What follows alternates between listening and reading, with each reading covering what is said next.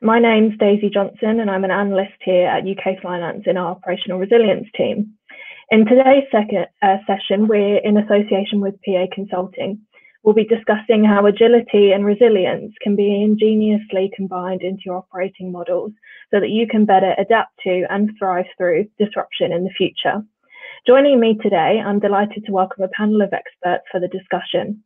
First of all, we have Adam Stringer, who's the Operational Resilience Lead at PA Consulting. Adam leads the Operational Resilience team and has led many of PA's resilience assessments all over the world for their clients. As an experienced operational resilience consultant, he has advised multinational regulated companies on their business continuity and operational risk frameworks, allowing them to better maintain their critical operations. Adam is part of PA's FCA account leadership team and maintains a close relationship with the financial services regulators. He is also leading the development of our COVID-19 response framework and navigating to the new normal approach.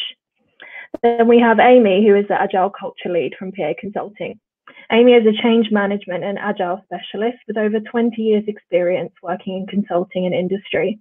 She is an expert in business change, HR and organizational agility. She has a significant experience delivering large-scale transformation processes in banking and financial services and believes that value is released when the opportunities presented by technology are aligned with successful people enablement. Just before I hand over to the speakers, I'll cover off a few housekeeping items. Today's webinar will last for 1 hour. We intend to present for 45 minutes and then answer your questions for the remaining 15. On the media stream, within the auditorium, your media stream will appear on the left-hand side. You can resize the screen by clicking on the arrows located on the right of this window. At the bottom of the media stream, you can control the volume or access full screen view. If you're having any issues with access to the media screen, please click on the Test Your Connection button or Wi-Fi symbol at the bottom of the page. Please note, Google Chrome and Firefox are the recommended browsers for watching our webinars, and having other applications open, such as Teams, may disrupt your access, so we recommend you close those where possible. For resources, there are additional resources associated with the webinar, and these are available to download under the Resource tab in the auditorium. There is also a link to an evaluation survey in this area. We would greatly value any feedback you can provide us from today's session. Lastly, on questions, if you have any questions during the webinar, then please submit these using the Q&A tool on the right-hand side of the auditorium. We will try to answer these during the webinar, but if a fuller answer is needed or we run out of time, we will try to respond to those via email. Please note that when you ask a question, your name is not disclosed to other webinar attendees. If you're having any technical difficulties at all during the webinar, please use the Q&A tool to contact the team at UK Finance, and we'll do our best to assist you. So Adam, over to you. Thank you very much, Daisy, and good morning, everyone. Welcome to this webinar. This webinar is part of a series that we're doing with UK Finance. We've already talked about the new regulation that's coming, and we'll touch on that again as part of this webinar. And we've also covered COVID-19 as part of a previous webinar with UK Finance as well. In this webinar, we're going to be focusing on how you can combine resilience and agility to thrive through disruption. So 2 very important points, and we're going to try and bring those closer together through this webinar. I think there are really 3 macro trends that are having an impact on how we run our firms at the moment in financial services. Firstly, there's pace of change. Now, recently, I think it was Justin Trudeau who said at Davos that the pace of change has never been this fast, but it will never be this slow again. And I think that's so true. I think we've also got to recognise that failed change is one of the most serious causes of incidents reported to the FCA. So around 1/5 of all incidents are caused by failed change, and that's an even higher percentage if you then also factor in changes that have been caused by third parties. Secondly, regulation.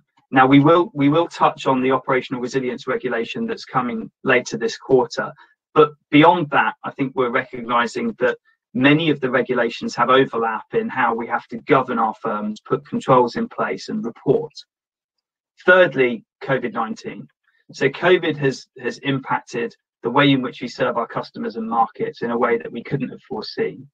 So those 3 combined, I think, are having a profound effect on how we run our firms and how we think about change and resilience. In the next 20 minutes or so, Amy and I are going to take you through each of those in a bit more detail and bring to life why it's important to adapt or die, as this slide says. We'll then go on to think about some of the principles, both from an agility and resilience perspective, that you can use to adapt your operating model. So we're going to start with the pace of change. Thanks, Adam. And to talk about the pace of change, I'm going to start by actually taking us back a bit in time to the 1890s, when change wasn't really such a significant threat for organisations.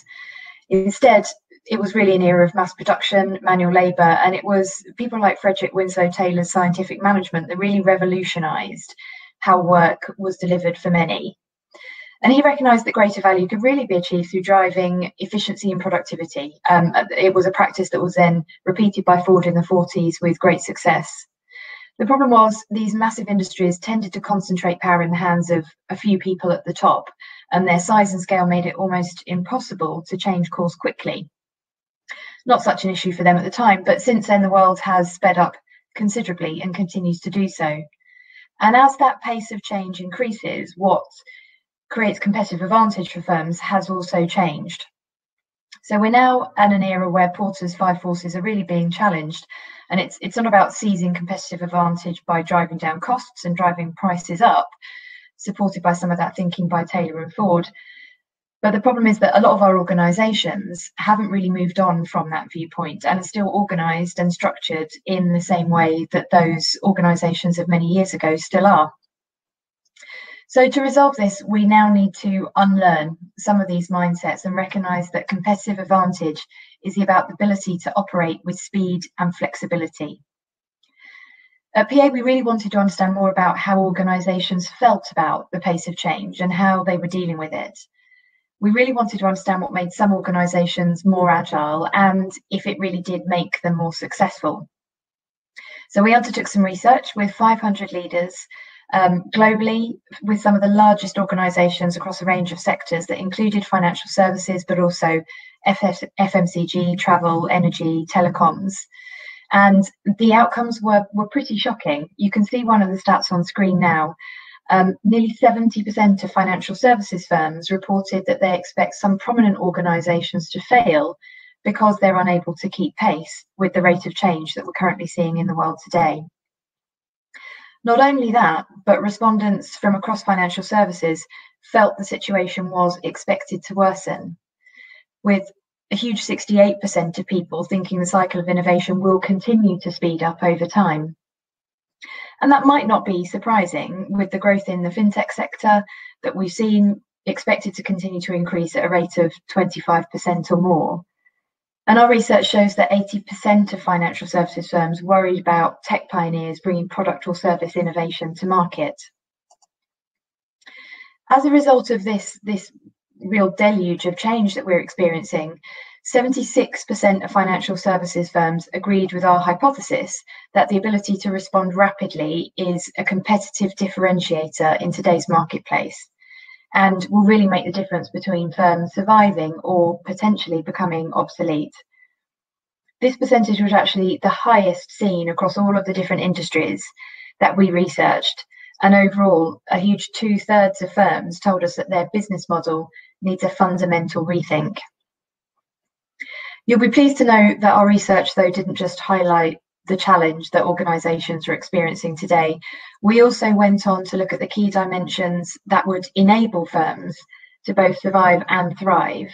And we found a really exciting, clear correlation between 5 dimensions of agility and better financial performance. Our research found that by being just 30% better in these 5 agile dimensions, organisations were more likely to be in the top 10% of financial performers. And we'll talk a bit more about this later. But first, we did want to have a couple of points of interaction in this session today. And the first one is coming up. So I'm going to ask Daisy if she will be kind enough to launch the poll for us. And I hope that what you'll see on screen is a poll question that asks you to let us know if this research resonates with you and with how your organisations are feeling. So we'll give you a few seconds just to respond to that. But Daisy, over to you. Thanks, Amy. And I'll just push this out to you now, so those that are attending will be able to see this on the screen. And Brilliant. we're asking, to what extent do you feel your organisation is struggling to keep pace with change? So I'll give you 10 to 15 seconds to pop in your answer. We'll gather the results and then I'll share those with everyone. Brilliant. Thank you, Daisy. So we'll be really interested to hear how you're all feeling, to what extent some of those statistics that I've shared from our research really resonate with you. Okay, I'm going to gather the results.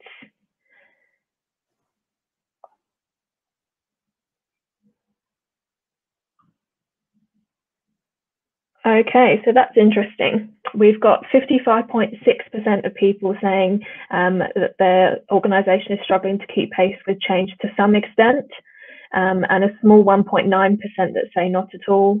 To a great extent is a 9.3%, and the second largest is to a small extent. Are you surprised at those, Amy and Adam?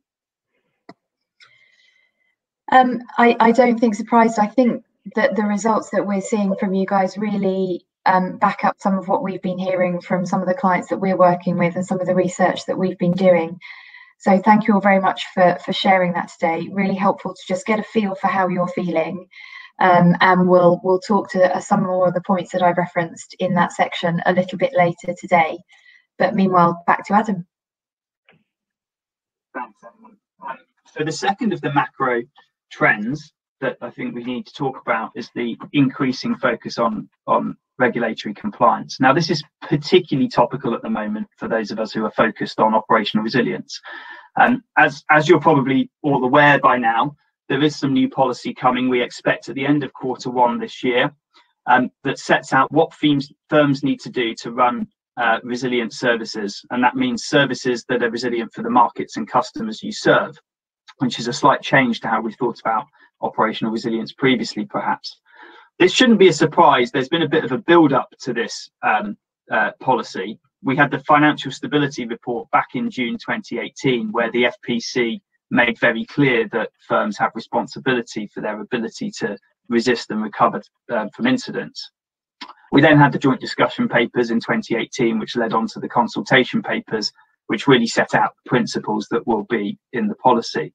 But just beyond that, we've had a number of market events that have happened. We've had 1.8 million customers impacted, for example, by the TSB outages. Now, that was people who couldn't complete on mortgages, that couldn't pay for weddings, etc. And what's actually happened is there's been a growing expectation that firms are held accountable for these types of outage. And there's a general feeling, particularly amongst regulators, but also in Parliament, that financial crime is often, folks are often held accountable for financial crime and the prosecutions that happen, but less so in operational resilience. And this is despite the regulator having the power to do so under the senior managers regime. So what I think we're going to see over the next year and several years is an increased focus on operational resilience that makes clear to the market that operational resilience is as important as financial resilience. And the principles of the papers that are coming out will be enforced. Now, as I said, it's no surprise that this regulation is coming, and I know a lot of us are already on the journey to thinking about how we protect those important business services. What we'd like to do in this webinar, and as we move through, is think not only about how we protect important business services, but how we do so while enabling change, because having one or the other right now isn't good enough. We need to be able to change to be able to thrive in the market. So just protecting the things that we offer to the market isn't enough. And we'll move on to talk about how we can do that in a moment or two. The third trend is the impact of COVID-19, and I'm going to hand over to Amy to cover this one. Thank you. And this is the final chapter in our scene setting this morning. And of course, it would have been remiss to talk about change without talking a little bit about the current global pandemic, which has really impacted almost every element of our lives over the last 12 months, and a real test for organisational resilience. To give a sheer indication of the scale of this change, An ONS survey in April 2020 reported that 79% of businesses in the UK had applied for the coronavirus retention scheme, essentially meaning that they were worried they couldn't continue to operate and pay their people as normal. Perhaps not surprising in the environment, the challenge has been on a scale culturally, societally, technologically, that many of us have never before experienced in our working careers. And certainly for me personally, it's been a period of culture change that has been much more significant than anything I've ever experienced in my working life. So just a couple of examples really to bring that to life. Over the last 12 months, take-up of Teams has increased by 700%. Many firms obviously had to roll out Teams and Zoom or other collaborative tools overnight in order to support thousands of employees to continue to be effective. But that also meant adopting new ways of working, new ways of talking to one another, engaging with one another, and new ways of ensuring operational and risk and compliance were effective. Real estate has also been another really hot topic. In a recent survey, we saw that nearly 70% of firms said they're actively identifying roles that can work more effectively remotely, with some people even saying that offices are completely obsolete. Quite recognised example, in August, Schroders told their 5,000 employees that they no longer needed to come into the office, and their chief executive said the office will become a convening place where you get teams together, but the work will be done in people's homes. We have seen some people adopting a different approach, with others believing that face-to-face working is really key to maintaining culture, to building social capital, to maintaining productivity, and in some cases, ensuring compliance and resilience. And we've seen, in particular, asset managers are quite keen to get teams back into the office. So the resilience of firms over the last 12 months has truly been tested in a way that we've not seen before. And for many, the results actually have been much better than they might have anticipated. But the pandemic has caused all firms to think really deeply about their future. And what we're seeing across all of our clients is that they're thinking very hard about how and where employees will work in the future, how work gets done, but also about how they engage with their customers and markets and the services that they'll offer and how those might need to adapt and change in the future. So a lot of the best financial service organisations aren't just looking at weathering this COVID-19 storm, but really looking at how they can build back better, how they can continue to offer employees and customers the flexibility they've become used to while maintaining operational resilience.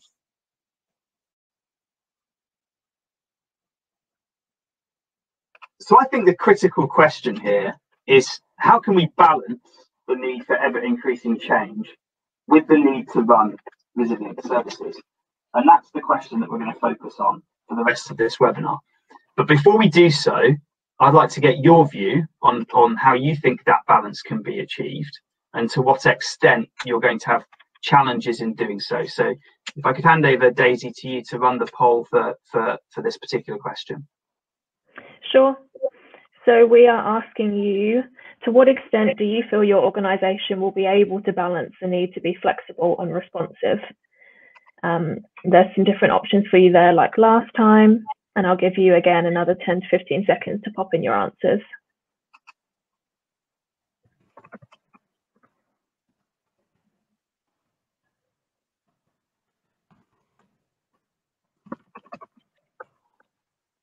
Okay, let's gather the results.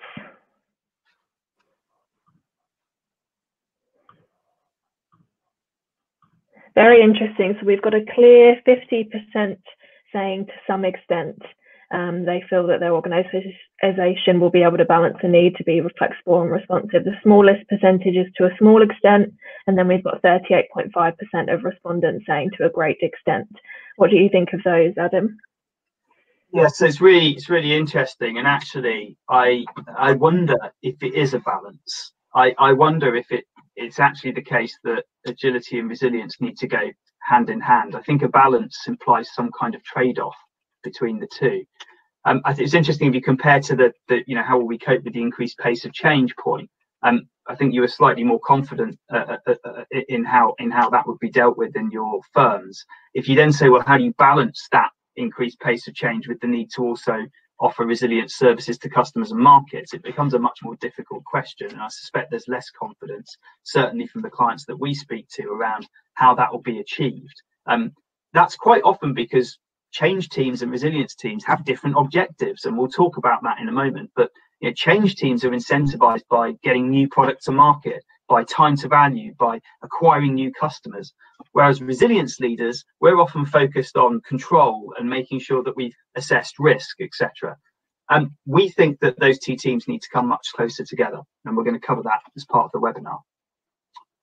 So agility and resilience do go hand in hand. It's not really a balance, it's not a trade-off. They're two sides of the same coin.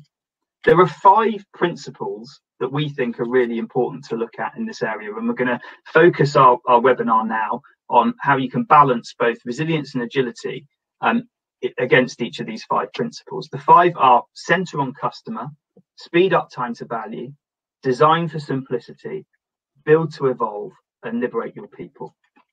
We're going to start with center on customer.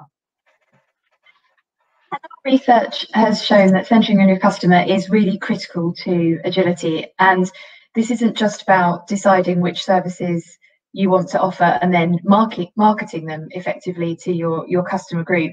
It's about really getting under the skin of your customers and market so deeply that you can actually anticipate what they want and design to meet those requirements, or even provide services that they didn't even know they needed.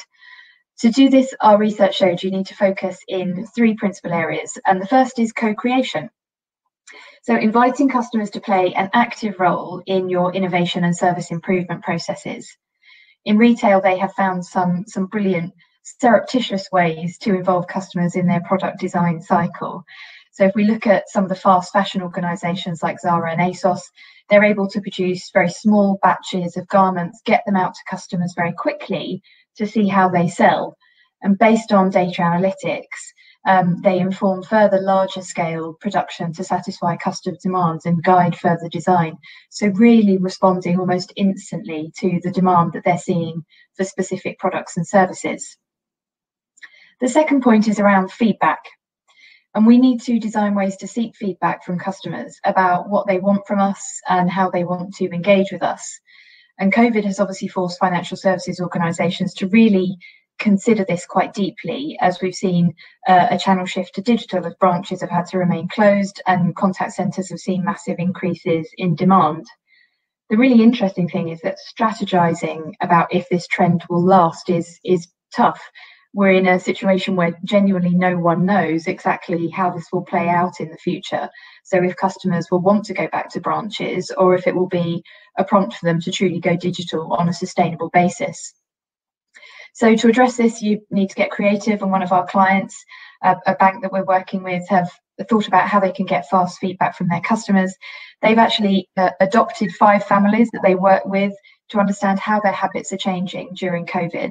So how they're feeling about their bank, how they want to engage, how they think their preference for services is going to shift over time. The third area is prioritization, and continually reprioritizing our services based on data analysis of changing customer needs and demands is really critical. And we estimate that most organizations, while they're sitting on mountains sometimes of dark data, they're typically only analysing about 5% of that information. So better use of that data could uncover insight that can help you make much more informed decisions to meet your customer and market needs. And that can not only drive product and service design, but also resilience of your services if you understand what demand is expected to look like. And Adam, you're going to talk a bit more about this. Yes, so I think let's ask ourselves what the resilience implications of centering on customer and markets are. Well, I mean, clearly having defined important business services is a great starting point. The policy that's coming talks about thinking about the services that you offer to customer and markets. So by definition, those important business services are often the services that you offer to your customers, and therefore centered around your customer. I think it's also worth noting that agility and resilience have some common ground here. So resilience in the way I've just described is about focusing on those most important services that you offer to customers, protecting those ideally proactively, but also when things go wrong. Agility focuses on the flow of value to the customer. using insight from the customer to make productivity gains or offer new products and services. So there's actually quite a lot of overlap here. So although agility is primarily an organizational change and kind of innovation method, and resilience, you might say, is more about protection, and there's some common ground here that I think is very helpful. And the second point is, I think we need to obsess over customer data. So as Amy mentioned, there's already a wealth of data that you can rely on within your organization to think about resilience. That might be, for example, considering the impact of an outage on your call center operators, considering how customer complaints might be increased as a result of a particular change you're making. But we need to get much more data driven in the resilience world. I made a reference earlier to financial resilience, and I think if you think about the types of management information, dashboards and reporting that accompany our finance operations, we need to get to the same point from an operational resilience perspective, where data supports the decisions that we make and allows us to conduct, for example, change impact assessment on what the possible impacts on our customers and markets might be. We're going to move on in a second to time to value, but there's a really interesting question in the chat. The question is what's the impact of cloud outages, and what's the regulator's position on cloud? Will they likely step up their activity? Well, I think we have to remember that the cloud providers and many of the third parties that we rely on are not directly regulated at the moment. However, for those of you that have seen the Digital Operational Resilience Act, so DORA, the proposed act in Europe, that does go as far as saying that there should be regulation of the cloud providers and those that support critical financial services. It is a very topical issue. And in particular, the PRA and FCA feel that the market needs to do a lot more when thinking about third-party risk and resilience. There's a general feeling that cloud contracts and outsourcing contracts are let without a thorough level of due diligence, particularly in cycle. And I think we're going to see a lot of focus around third-party risk, in particular outsourced and cloud contracts going forward. So just a question from the audience there that I wanted to pick up. The second of our principles is time to value. Yeah, and we've talked about the importance of pace in succeeding in today's environment, and we're not obviously talking about pace at the expense of resilience, but pace that can also be achieved safely and securely. And there are three areas that I just wanted to touch on to help improve that time to value. The first is around improvements, and clearly if you want to deliver pace, what you need is business systems and processes that allow you to update products and services quickly. One bank I work with requires 18 different approvals to release a standard change in a system into production. So thorough, yes, speedy, not exactly. What we know is that most financial services firms make changes to their primary applications only about once a month, somewhere between once a month and once a quarter. So there is a balance to be struck here between operational resilience and achieving time to value. The second area, and very much related, is around investment. And to be able to make these rapid improvements in a safe way, you obviously need the right infrastructure to support that. So the FCA reports that on average, financial services firms experienced 80 customer-facing incidents resulting from failed change in 2019. And so delivering regular change does require that investment to make sure that the enabling resources, infrastructure, business processes are in place that allow us to go from an initial idea to a launch product in the shortest possible time frame, but in a safe way. And we do recognise that for more established financial services organisations, it can be quite difficult to move quickly if you're updating multiple outdated on-premise technologies, for example, and that is prompting a massive shift to the cloud, as Adam has just picked up on in that question. But challenger banks that have been set up with the latest technology and who also benefit from open banking don't have that same legacy infrastructure, and as a result their speed to value is radically different. So while opening an account in a traditional bank can still take days, we know that at Monzo it takes minutes to take a picture of your ID and a video selfie. So there are huge standards to live up to, and pace that's being set by some of these new market entrants. And finally, mobilisation. or the ability to really swing into action if we hear a competitor bringing an innovative product to market, and if we want to match or better that. So this relies not only on some of those fleet of foot infrastructure and investment areas that I've talked about already, but also really importantly on the vision and bold decision making of a set of empowered leaders in your organisation. Adam, over to you to talk about the resilience implications. Yes, and I really strongly believe that as resilience teams, we need to have some accountability for time to value. So I don't think you can separate the need to incentivize change and innovation and the need to protect services. And sometimes I think what isn't helpful is having one set of delivery and change teams that clearly want to roll out new features, new technologies, etc. And another set of, if you like, risk and control practitioners who focus on impact assessing and adding requirements in sometimes after the horse has bolted. I think those two teams need to come much closer together. I do believe that resilience teams should have some accountability for change and for the pace of change. But I also think that controls need to be integrated into the backlog. So we're working with one major building society at the moment where every time we run a sprint, we think about the backlog and what that means from a risk and control perspective. So how do we build those operational resilience controls into the change program rather than producing checklists and audits and impact assessments that are sometimes 2 weeks, 3 weeks, 4 weeks, or 2 weeks, 2 months, 3 months, 4 months late for the program. So integrating controls into the CI cycle and giving resilience leaders accountability for change and time to value, I think is what is going to help us speed up time to value here. We're going to move on to the third topic now, which is design for simplicity. And it may sound obvious, but having simpler organisations quite simply facilitates faster decision making and faster change. So this can again be quite difficult for larger established businesses that have those legacy technologies, ingrained ways of working, and also unchallenged cultural totems that can create more complexity and can prevent simplification. But if you'd like to get greater simplicity across your business, there are 3 key areas that we want to focus on. The first is decentralization. And obviously in traditional, more command and control organizations, decisions are made by a small number of people at the top of the hierarchy. But this massively slows down pace of decision making and, perhaps more importantly, moves decision making away from the people that actually have the most knowledge and information. So a key component of agile organizations is thinking about how you can empower decision making from anywhere in the organization.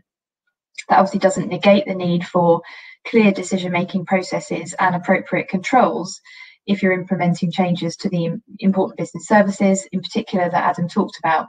But it does mean adopting a culture of trust and having a really clear vision so that we can trust the judgment of the skilled individuals we appoint to make the best decision at all times.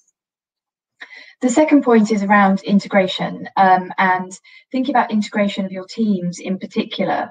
So traditionally, we see that organisations are structured into functional teams, so HR, marketing, finance, contact centre. But the products and services that we deliver to our customers in reality are much more complex than that and require a cross-functional set of skills to deliver effectively. So our structures actually create huge dependencies across teams to deliver the outcomes that we're seeking. So what agile organisations do is bring together all of the right skills and capabilities into the same team to work on a product and service that's designed around a customer outcome. So much quicker progress can be made. And again, a great example, we're working with a major building society who's actually taken the decision to apply that agility at enterprise level. So not just in technology, which is obviously where agile really traditionally emerged from, but coming out of that technology world and bringing together cross-functional teams that involve operational teams, contact center staff, marketing, finance, IT, to deliver specific customer journeys, for example, applying for a mortgage. The final point here, and probably a fairly obvious one, is around delayering. So achieving simplicity is in part about having relatively flat organisation structures so that you've got a few layers between the CEO and your most junior employees, which creates not just a more egalitarian organisation, but also speeds up sharing of information and decision making. Thanks, Amy. And I think what that means is that we need role clarity. So we need to understand who owns each of the important business services, who is it that is accountable for the resilience of that service, but also how are they going to interface with product owners? So if we're releasing new features, if we're making technology changes, perhaps we're changing third parties, who is it who's going to be working with the resilience lead, with the important business service lead, to make sure that that change happens safely and without impacting customers and markets? Secondly, I think we need to design clear reporting metrics. So at board level, that might be a simple read across of the resilience of each of the important business services. But as we drill through each of them, we might want more granular data about how third parties are performing, about how technology teams are supporting the resilience of the service, and even how business processes can be adapted to make the service more resilient. And that granularity of reporting in quite a sort of simple top-down fashion is one that we're fairly used to, again, from a financial perspective, but is less common in operational resilience. I know that many of us, as we strive to meet the principles set out in the regulation, are starting to think about reporting and what kind of dashboards and MI we can produce. And I would really urge you to think about how you can design for simplicity. So think about what this feels like from the board level down and how you can present data in a way that enables decisions to be made. Because as it says on the slide here, complexity is the enemy of speed. And if we've got very complex, very granular reporting, and folks can't see the wood for the trees, it's going to be difficult to do change impact assessment. We've got a question that's come in here, but before we move on to the next topic, I'd like to take this question. So the question is, it's been 8.5 years since the RBS incident. How far as an industry have we come, and where, in your view, do we still need to do more? So the first part of that question, how far have we come? I think we've come on tremendously in the last 8 years. If we think about kind of what was happening 8 years ago, each of the disciplines that are related to operational resilience were relatively siloed. So yes, we had capability in our organizations, particularly around areas like business continuity and IT security. Where we are now is really a position where operational resilience is the glue that holds each of those capabilities together.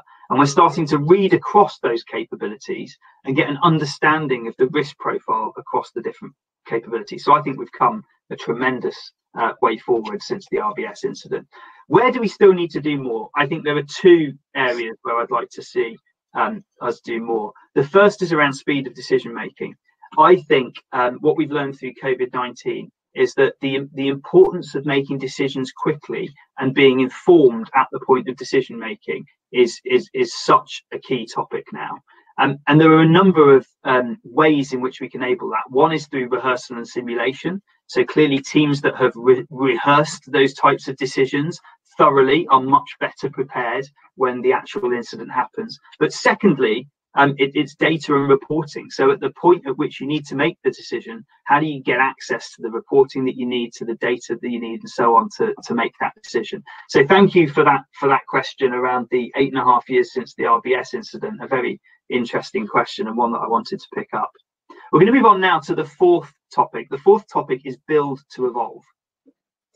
Yeah, thank you, Adam. And we've talked about building your organisation for simplicity, but also the need now to continually evolve that organisation. And our research showed that our top 10% of financial performers showed a much higher degree of responsiveness to change in a number of areas. And that was systems and processes, development cycles, and also people competencies.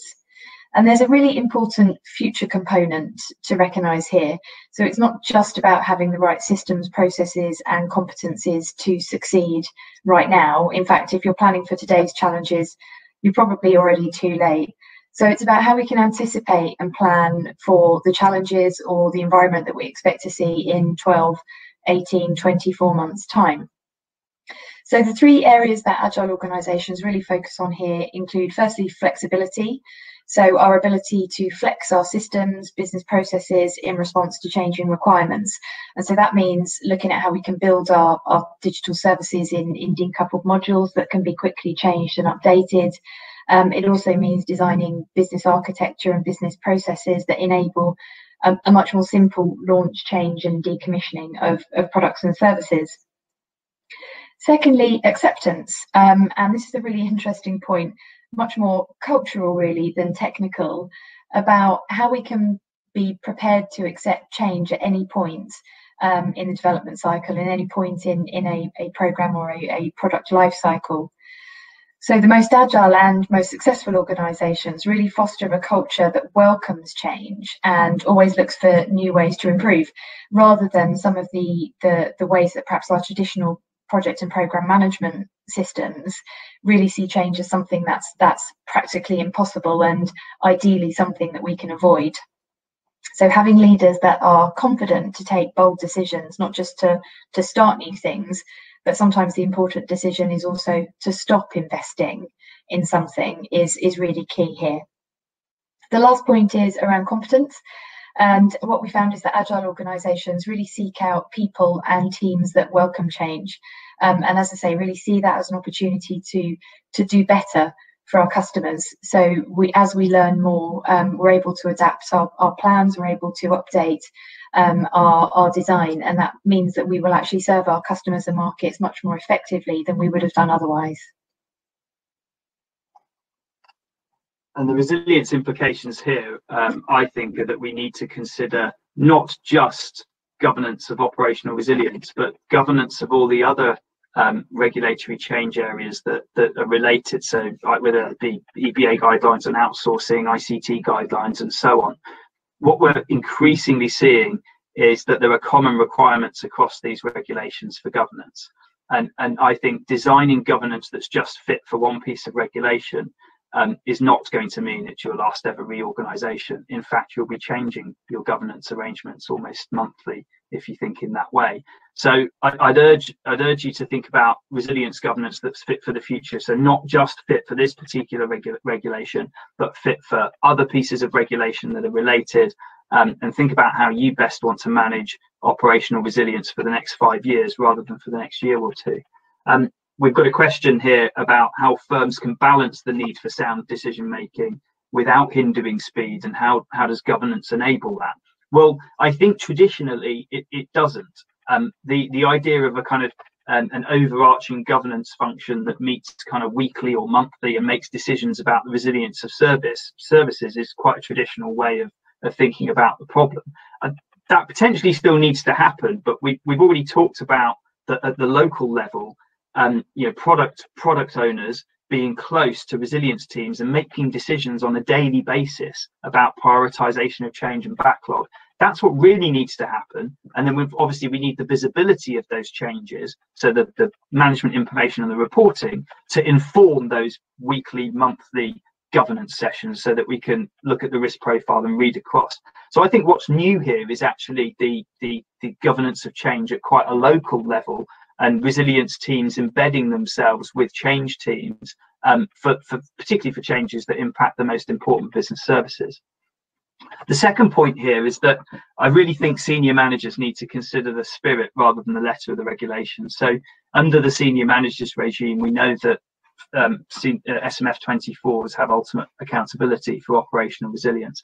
I think it's quite tempting when we get a new piece of regulation to go through the regulation line by line and say, well, what are we doing about this? What are we doing about that? That will get you so far, and it's obviously necessary. But I think you need to think more broadly about how you want to build a resilient organization. So, for example, a number of our clients have taken the decision that the principles of this particular piece of regulation are sound for their global operations, not just their UK entities.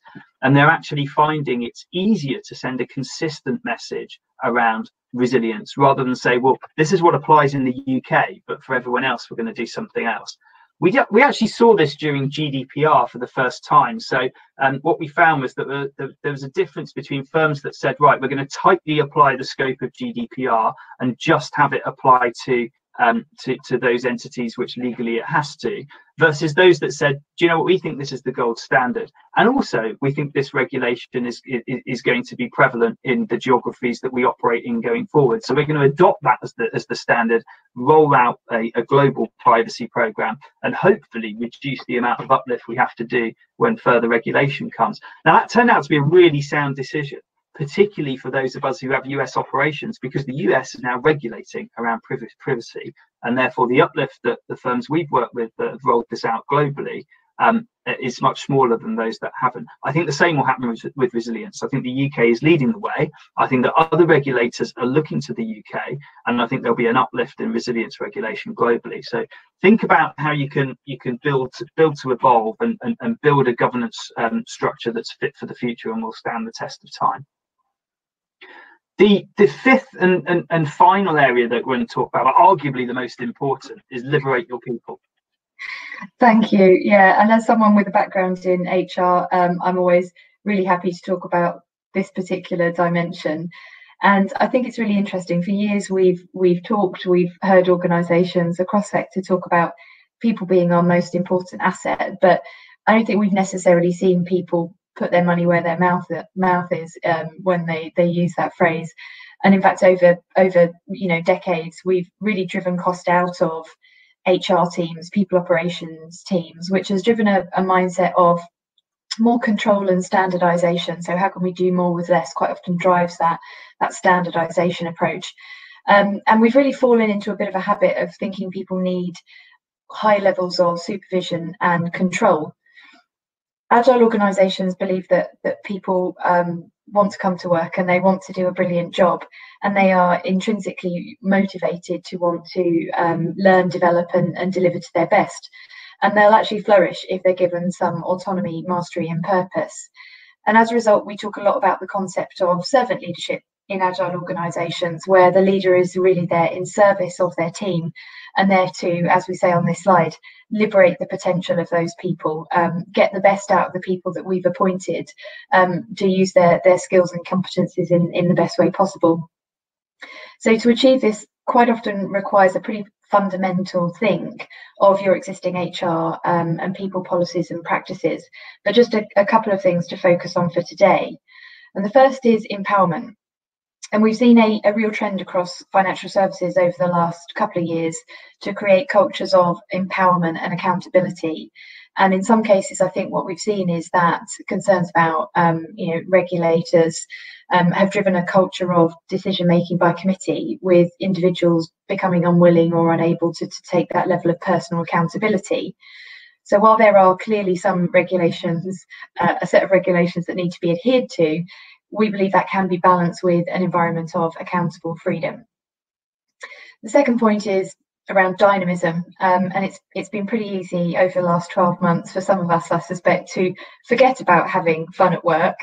And we definitely need to do some work across the industry to think about how social capital, about how social relationships and how culture shaping can be achieved in a much more distributed, a much more virtual world. But regardless of your organisation's specific decision to return to the office or remain distributed, your ambition should be that people describe your company culture as fun and dynamic. As one of our major insurer CEOs said, no one wants to work in a boring organisation. And the final point is around collaboration. We used to talk in this section about having workspaces that were designed to support flexible working and internal collaboration, and COVID-19 has kind of ruined that point for us.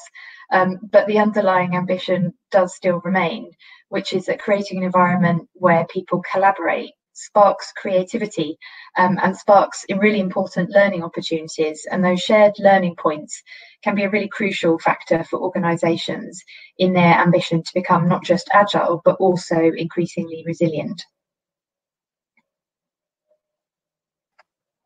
And I think that what we've learned through the COVID-19 crisis is that you can empower crisis leaders and trust teams to step up.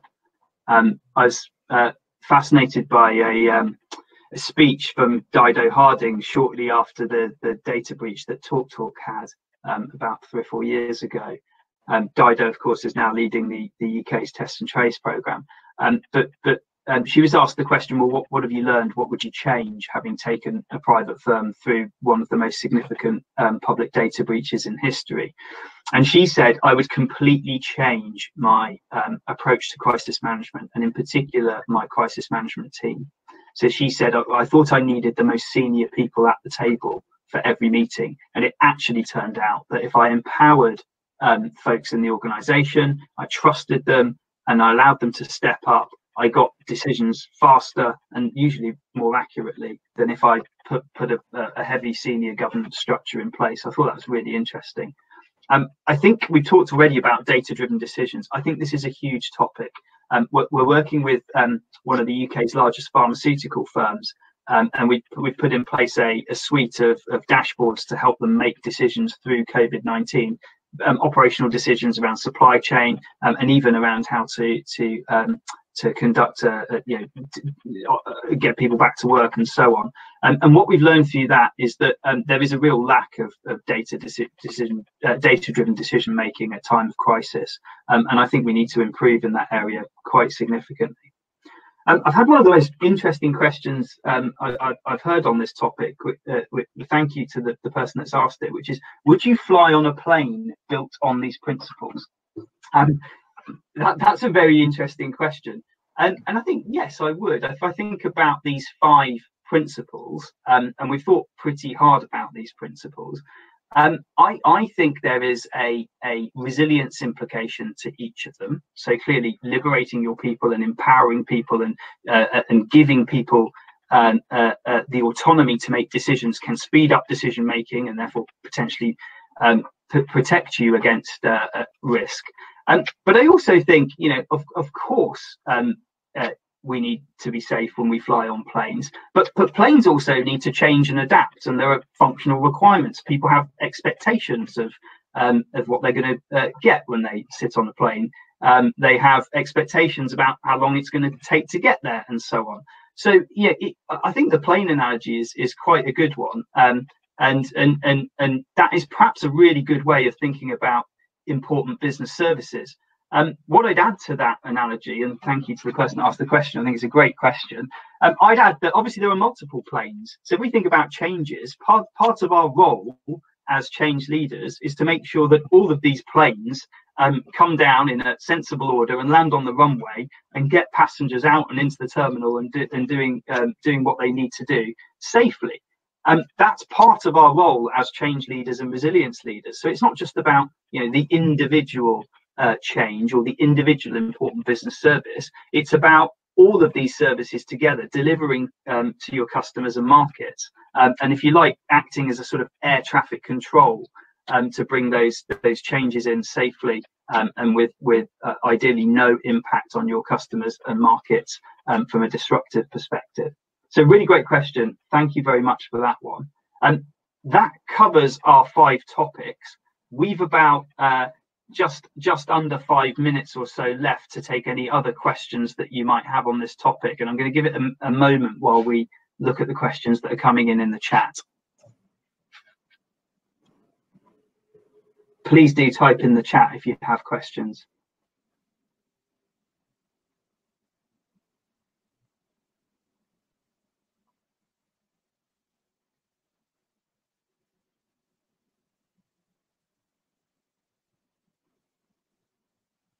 There's a comment from one audience member saying, I absolutely agree that COVID-19 has led to more empowerment, rapid informed decision making, and better visibility of risk and KPIs.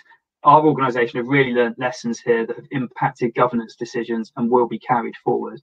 I think that's brilliant to hear and is typical of what we're hearing from our client base, which is having been through the last year, they're really starting to rethink about risk, risk and KPIs and how we get to an informed position on decision making. Are there any other questions? I can see people typing away, and we'll take 1 or 2 more perhaps. We've got one that was popped in a bit earlier, Adam, about the UK regulators leading the change on operational resilience policy. How do you see other regulators adopting that?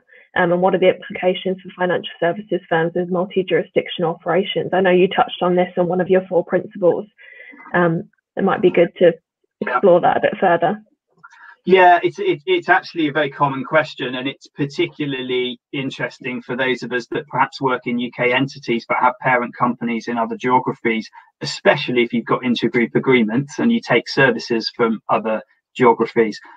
Clearly, the regulation means that you've got to protect the services you offer for your UK entity, and sometimes that means governing services that you take from other parts of the world, and that can be particularly difficult. So, for example, if you're a UK entity and you depend on the IT provided, for example, from the US, you've got to have a governance role in how that IT is run, in the resilience of that IT and how it's changed and so on. That can obviously be tricky because you need to explain to your US counterparts why we're doing this and how it's important to the UK market and the regulation. I have said already, I do think the UK is leading the way with this policy. I think it will be GDPR-like. I think the rest of the world will slowly follow.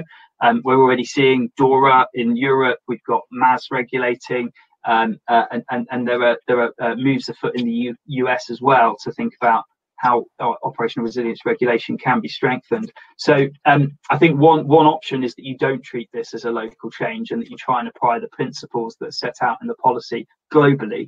I appreciate you have to prioritize. So, you're not going to uplift the whole of your US operation at once to meet the same standard as you've got in the UK. But I think it is worth thinking about whether you apply this policy globally or locally when it comes out.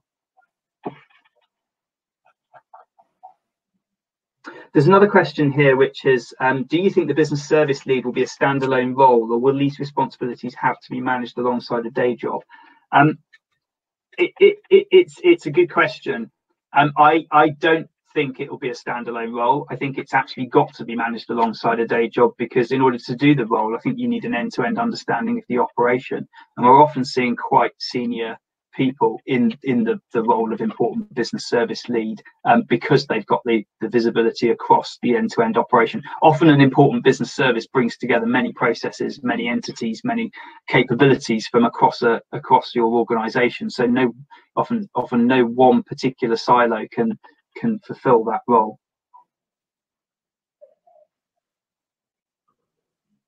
And I think we've probably got time for a couple more. On the audit function, how can an audit function keep up with the rate of change surrounding operational resilience, given some audits take some months to complete?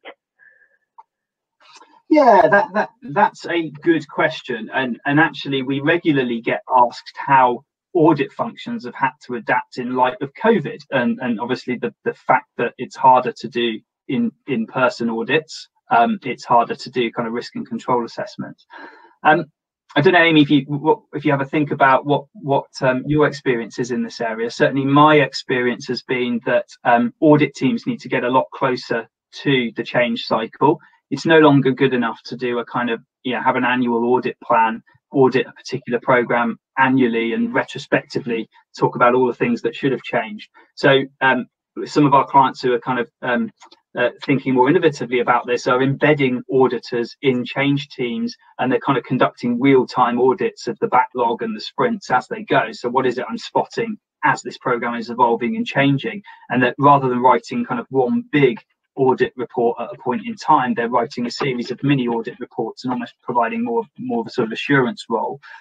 So that's one way in which I think it will change. I don't know, Amy, if you've got any reflections on how audit might need to adapt if we're going to move in a more agile way.